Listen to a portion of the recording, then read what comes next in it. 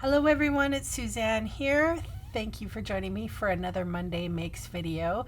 Today I have the birthday blossom stamp set and I am playing around with the Strathmore Bristol smooth surface for pen and ink paper. You can find it at your local art store. So I'm basically just trying out this paper and I want to see what it can do. So I'm using the Birthday Blossoms blossom stamp and I am masking off the image because I'm going to make a whole bunch of these flowers. And the image I'm using, or the mask I'm using, is called Mask It. It's like for Copic coloring or for alcohol markers. It's very thin and it's also see-through, so I can actually see what I'm doing. You could use a post-it note if you like that.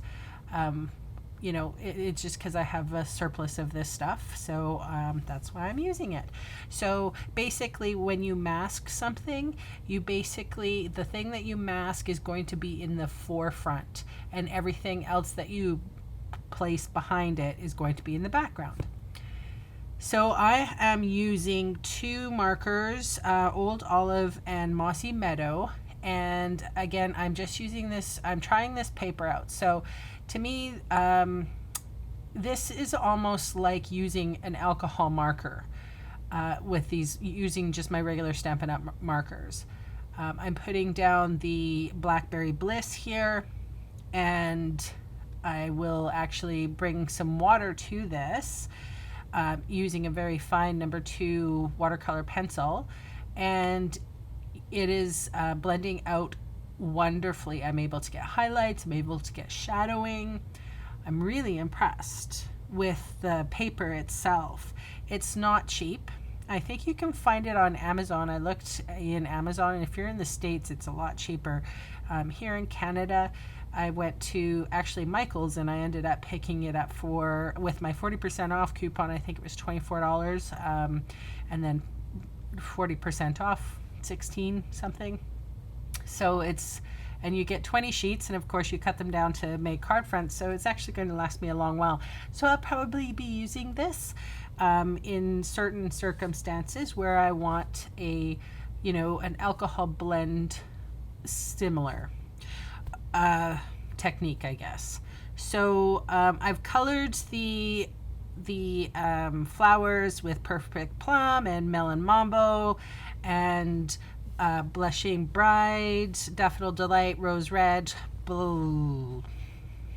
What was the other one? Rich Razzleberry, maybe Blackberry Bliss, Delightful Dijon, and right now I'm using Soft Sky, and I'm going around the perimeter of the images just to give it a little bit of pop, just kind of to see what's going to make these flowers pop a little bit. The nice thing about this paper is it's bright white. It's not like yellow like a watercolor paper that sometimes has that yellow cast to it. This is bright white. So and I'm just taking my water here and smoothing out, just pulling that color from the edge just to soften it. I like this technique. It was fun.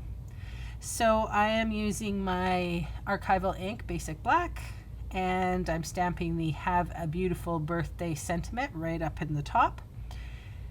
And it takes me a while, for placement. I might even stick my bum out in the air, but it's still, sometimes I get it crooked, it drives me nuts. So over top of a Blackberry Bliss cardstock, and I'm not 100% sure about this technique. Oh, and of course I've used the Wink of Stella. I use Wink of Stella a lot, have you noticed? It's pretty fantastic. So I'm just putting it white on the banner, just to give the banner a little bit of sparkle and shine. I've added some rhinestones as well, and of course in my nature to use small, medium, and large in 3s. So I really like that look. And then once everything was sort of not 100% dry yet, I took my white Signo pen, and Stampin' Up does sell this wonderful marker. It's fantastic. And I wanted to add some lines or some highlights to the flowers, and I'm not 100% sure if I like this or not. I don't think it was completely dry. But anyway, that's my finished card for the day. It's a nice experiment. It's a pretty card. So I'll see you next time. Bye.